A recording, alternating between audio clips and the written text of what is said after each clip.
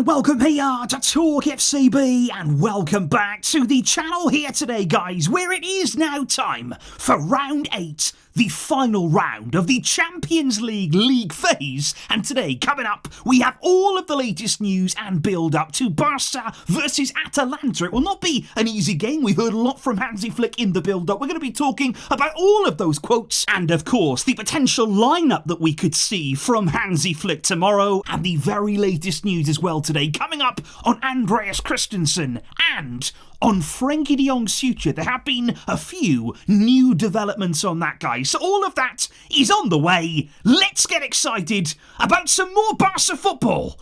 Let's do this. But if we do, first of all, guys, kick off with Omar right here today, coming in on the super thanks, who says he's been following the channel for a long time. He's happy to be part of this journey. And as we play Atalanta tomorrow, it will be his birthday. The best present would be a win in the Champions League. That would make me a happy man. And I'm certainly hoping there, Omar, that it is a very happy birthday for you. Let's continue this goal-scoring form, because obviously in the Champions League right here, guys, we know our position. We know that we are through very safely there to the round of 16 stage, which has always been vital, because then you avoid two very unnecessary playoff matches there. That is vital. In the current calendar, you just don't get those kind of luxuries right now of having a free midweek here and there. That could be very important for our season, but we are coming up against a team in Atalanta who are fighting themselves for that top 8 finish. For them, it is not guaranteed, so do expect the team here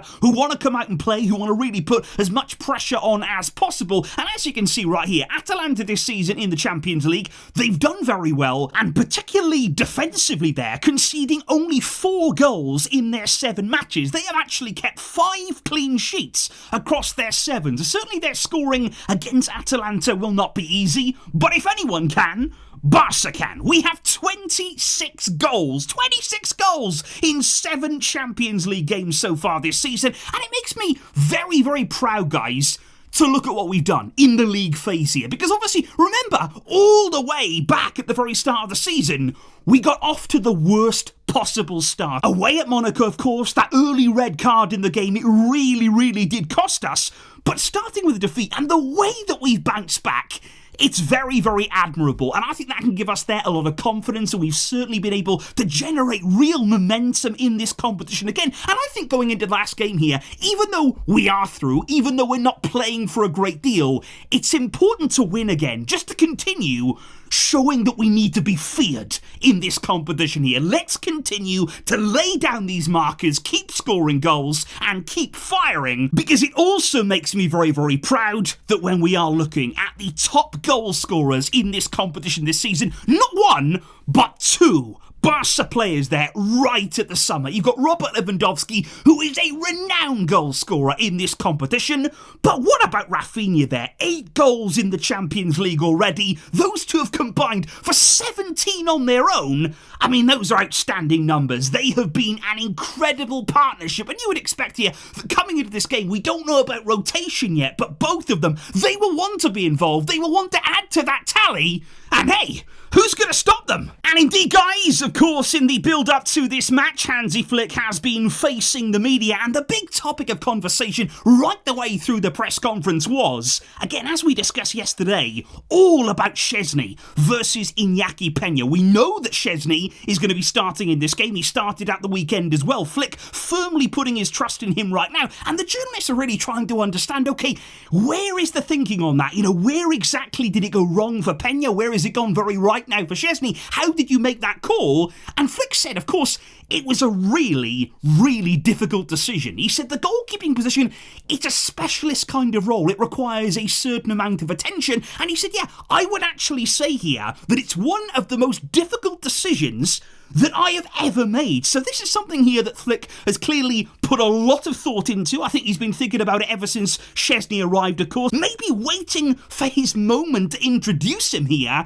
And Flick said, it is my job to make decisions. For me, Szczesny is an experienced player. He's got a strong personality, but they are both great goalkeepers. He also paid tribute there to Iñaki Peña, but he said my decision came after consulting with my team and the technical staff there. So it's interesting that Flick has really highlighted the experience of Szczesny and the strong personality. It seems to me right now that Flick is really putting that trust in Szczesny because he wants a leader at the back. You know, even if there have been a few rash decisions here and there, maybe a little bit too eager at times as Szczesny been rushing out of his goal, for example, but he does have that bravery, he does have that strength and the mindset that maybe Flick is looking for. But of course, we will need to tidy up those mistakes. We will need to sort of fine-tune those performances. But again, as we said yesterday, maybe with more minutes, more game time, more opportunities like he's getting now, he will really sharpen up that game. So certainly there, Szczesny is going to be under the microscope once again. And I think against Atalanta,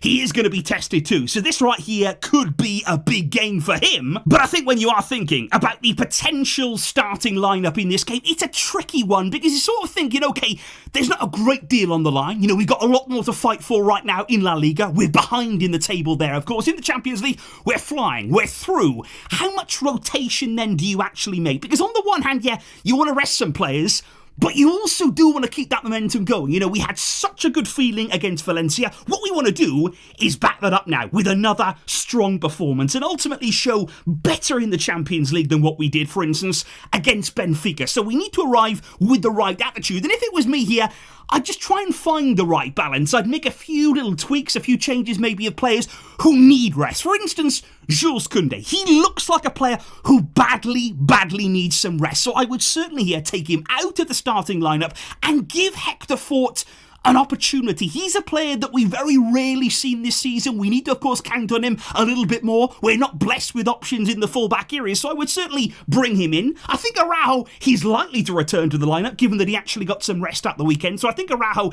is going to be there alongside probably Pau Kubasi, but also he has played a lot of football. And then in midfield, it is going to be interesting, because I would wonder there, is De Jong going to continue? Is Hansi Flick almost going to be treating De Jong right now in the same sort of way as Szczesny? You know, is he going to try and give him opportunities, minutes here in his legs, a run of games to get himself going, to get himself really firing there in that midfield area? Maybe a resting coming for Marc Casado. Pedri probably will come back in because, of course, at the weekend, he technically got some rest there when he missed the game with illness. But I think in the front line, another player that is really crying out to me that they could do with a rest from the start, it would be Yamal. I thought at the weekend, you know, it's not to say that he put in a poor performance, but I just didn't think he looked as though he had the energy, the real flair and the acceleration maybe that he usually would. So I would actually rest here Yamal from the very start of the game, play Raphinha over on the right-hand side, and then I'd also try and include both Fermin and Gavi as well, because I think Fermin played so well at the weekend. You want to reward him, you want to follow that up here with another start. He's also played pretty well in the Champions League. Gavi, of course, will come back in too, and then I would expect Robert Lewandowski to be leading the line, although I wouldn't be surprised in this game to see Ferran Torres and maybe even Pau Victor as well as it goes on. But what would you make there of that, guys? You know, how many players would you be looking to rest? Are there certain players here that you'd be looking to just give that moment to sort of recover? Let me know how you would line up, and if this lineup looks half decent to you. But there has been so much going on in and around the club right here in terms of the Barca news today, guys, because in terms of contract renewals right now, Gavi and Pedri, they are incredibly close now, the closest they've been really to renewing their contracts, and apparently both of them will extend until 2031, so that there is the same date, the same renewal as Ronald Araujo. But the really significant part, the difference here with these two, is that their release clauses apparently will be €1 billion.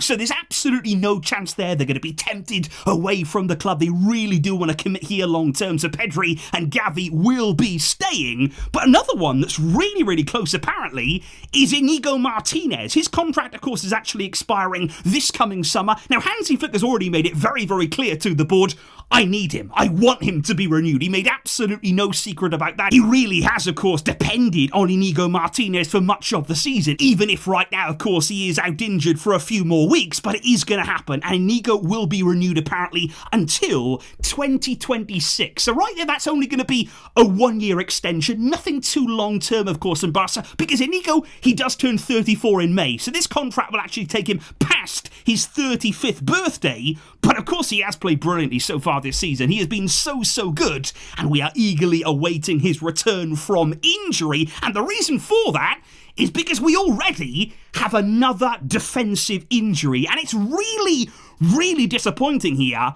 for Andreas Christensen, because bear in mind, over the past few days, we've heard a lot of rumours linking him with a potential January exit. Apparently Christensen is unhappy maybe about the fact that he's still yet to make his return. He has not actually appeared for a single minute, despite being fit now for several games. He maybe wasn't too happy with that, but he will not be making that return for several weeks more, because in Monday's training session, he got injured there. A right leg injury. I think it's separate from what Christensen went through before. That was more around the Achilles area, but this one is going to keep him sidelined for 3 weeks of action, and that is a blow for him. Of course, now he's not going to be leaving. He is going to be staying at the club until at least the summer, but with Christensen, the doubts are still there, especially after this latest injury. But indeed, guys, there has also been plenty of talk right now about Frenkie de Jong, and this, of course, comes after a really encouraging performance from him at the weekend against Valencia. He really did play probably one of his best games of the season. It was very nice to see him playing well in midfield, and after the game he did come out and say,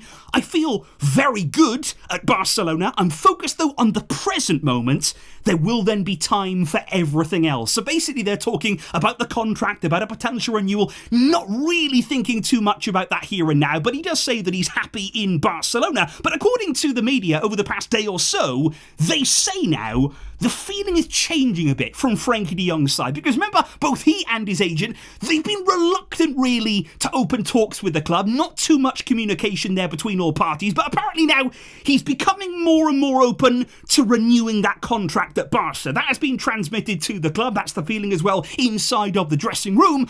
But we are also hearing in the media, and again, these are only rumours, only speculation at this stage, but that if he was to renew, he would not want to lower that salary. If he is to renew at Barca, according to a few reports right now, he would want the same wage that he currently has there. So it wouldn't be a reduction. He doesn't want an increase either, but he would want exactly the same kind of deal. And I've got to admit, guys, based on the fact that it wasn't Laporta that gave him that contract in the first place, I would be surprised if we renewed him on the same terms. It almost feels as though here, if de Jong is going to renew, if he is going to have a long-term future at this club, that contract would maybe have to be structured a little bit differently. But of course, you'd have to get everybody to agree to that, which may not be easy, as we've seen up until this point. But certainly listening to Hansi Flick right here today, he did seem more and more satisfied now with Frenkie. He said, I'm focused on what is happening on the pitch as well. He said, the rest is all down to Deco, really. That's Deco's job. He said he has to do the job, but I'm happy with Frenkie de Jong's performances. He said you can see also that in his last games that he's played, he has played very well, either as a 6 or as an 8 in midfield there. So Flick has been encouraged, I think, by the recent performances from de Jong, and that's why it's going to make it interesting that on Wednesday, in a high-tempo game, in a high-intensity game you would expect here against Atalanta, will Frenkie de Jong remain in the starting lineup? And if he does, how's he going to fare with that? How is he going to cope? And will he continue improving his performance level as we have seen in recent weeks? So that is something there to keep an eye on. Hopefully in tomorrow's game, we can put down another marker, really finish off this Champions League phase in some serious style, and I will be excited to see how we get on, guys. Please let me know all of your predictions and how you would line up in the comments down below. What would your lineup be? I will catch you after the game for all of the reaction. Thank you indeed for your support. But until next time, as always, Vejska, El Barça.